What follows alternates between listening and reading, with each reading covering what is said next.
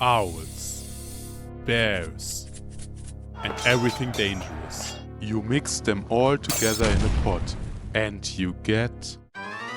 What the f is that? It's an owlbear. According to Wikipedia, which is the only source you ever need to consult, an owlbear is a fictional creature originally created for the Dungeons & Dragons fantasy role-playing game. And it is inspired by a plastic toy made in Hong Kong. And that shouldn't really surprise you, considering this is the original artwork. I mean, look at it! That's exactly what I would imagine to find in a box of cheap plastic toys from the 70s. So, we're only 2 minutes into our research and we already found out that owlbears are Chinese in the real world.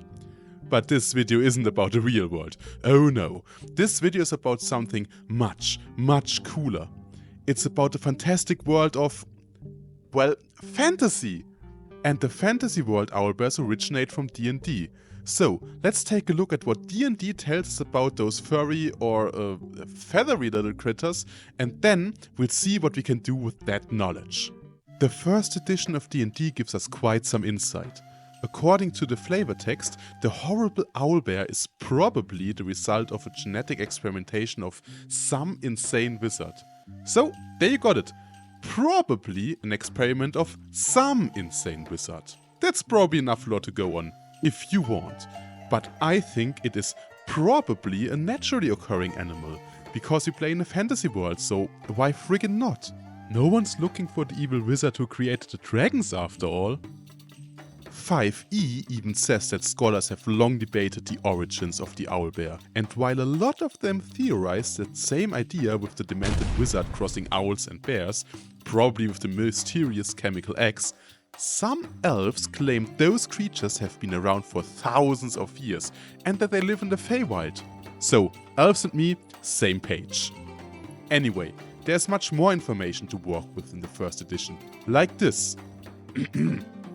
If encountered in their lair, there's a 25% chance that there will be 1 to 6 eggs or young in addition to the adults.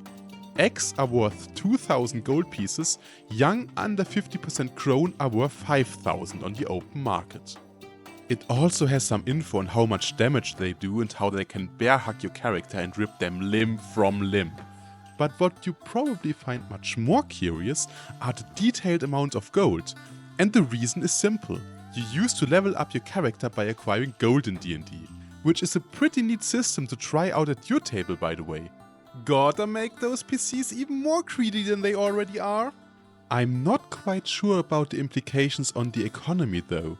2,000 gold pieces for a bear egg? The market must be really flooded with gold if people can afford that. Greyhawk got hit by inflation much earlier than the real world, it seems. Like, how much does a loaf of bread cost? I'm really lacking a sense of scale here. Like, could you afford an owlbear omelette? And more importantly, how many people does an owlbear omelette even feed? There's so many unspoken consequences. But, you know, talking about omelettes is making me hungry. So let's take a look at something else. Like the stats. 5 HD plus 2, armor class 5, and 3 attacks. Wow. The numbers, Mason.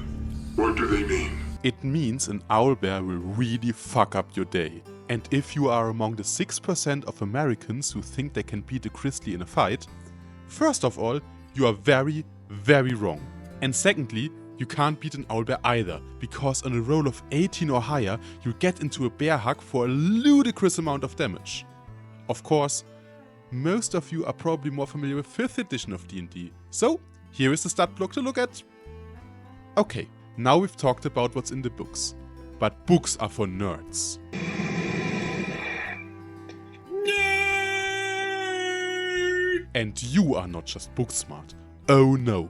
If you have watched until here, you are obviously street smart, and that's why I don't have to tell you to subscribe.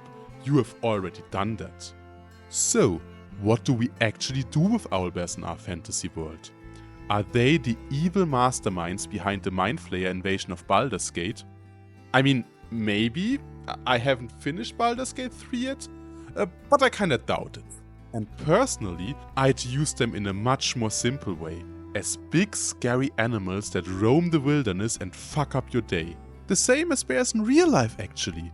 Unless you're among those 6% that can beat up a grizzly in a fight, of course. But then you're probably busy wrestling a grizzly or an alligator instead of watching YouTube, so what do I know? Anyway, owlbears are a great thing to put onto your list of random encounters for a forest, as well as putting them into a cave, of course. But just an owlbear or even an owlbear couple sounds a bit boring. So, let's think back to the first edition rules we looked at earlier. Eggs as well as young ones were mentioned. And we can build some kind of more interesting encounter with that, I believe. It's not just an owlbear in its cave.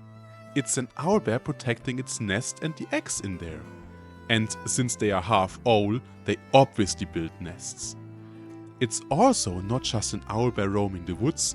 Oh no, it is an owlbear hunting fresh meat for its young. Preferably something super tasty, like an adventurer. Like you! And don't just make them mindless monsters that fight to the death either. They are smart animals after all. Smarter than a regular bear and smarter than a regular owl, I fathom. They have wants and needs. Like, they want to eat. So they might abandon a chase if the adventuring party drops their rations while running away. And in the real world, top predators don't fight to the death either. They usually run away if there is a little hint of any danger. Aside from polar bears, of course. They'll just murder and eat you. Stay away from those. So, your regular owlbear would fight something like that.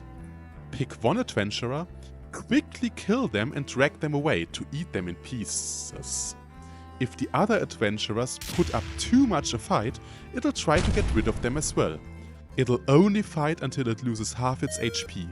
Then it is time to retreat and reassess the situation. Or if you use a good system, you can just roll a morale check. This advice goes out the window if their need is not to feed but to protect their cubs, or their cave of course. In this scenario, they will fight very much to the death. And since owlbears are really scary bastards, it will probably be your death.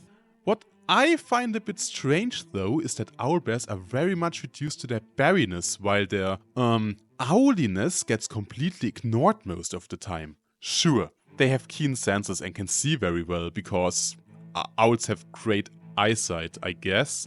But aside from that, owls are actually nocturnal ambush predators. So I think owlbears should be able to sneak up on unsuspecting adventurers as well, especially if they don't put up a night watch.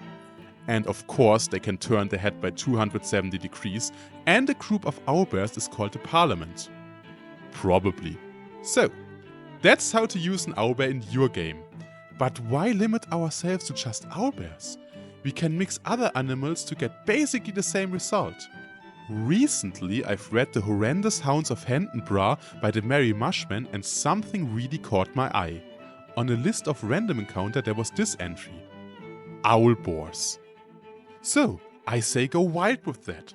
Don't just use owlbears, also use owl boars, eagle bears, owl deers, and who could forget the elusive hummingbird bear? But no matter which one of those creatures you wanna put into your fantasy world, make sure to make them fantastical. We have bears and owls in the real world, so fantasy deserves something much cooler. And don't limit yourself to just book knowledge, invent your own stuff. The world is your owl oyster. Oyster bear. Owlster. Anyway, we've talked about bears long enough. That's it from me. If you enjoyed this video, please consider liking and subscribing. And see you in the next video.